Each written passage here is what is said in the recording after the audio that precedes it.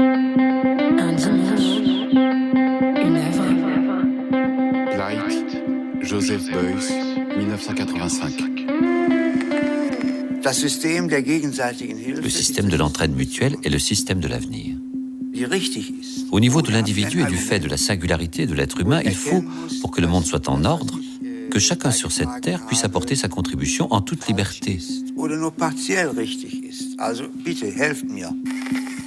Nous sommes au sortir de la Seconde Guerre mondiale.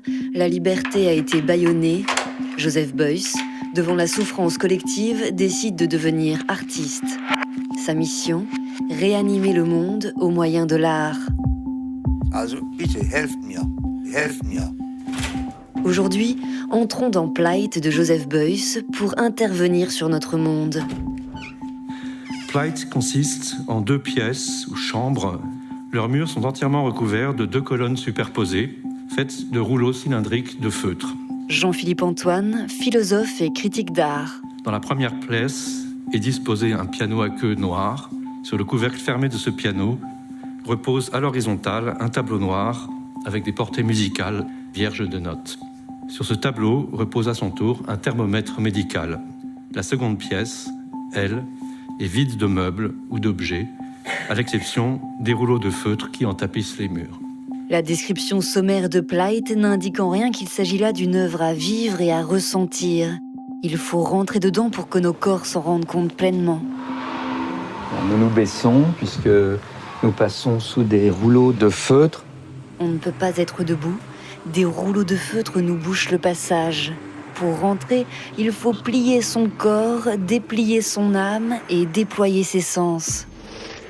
Il rend sensible l'expérience du passage entre un extérieur et un intérieur, l'intérieur étant celui de l'œuvre qu'il a conçue. Michel Gauthier, conservateur au Centre Pompidou.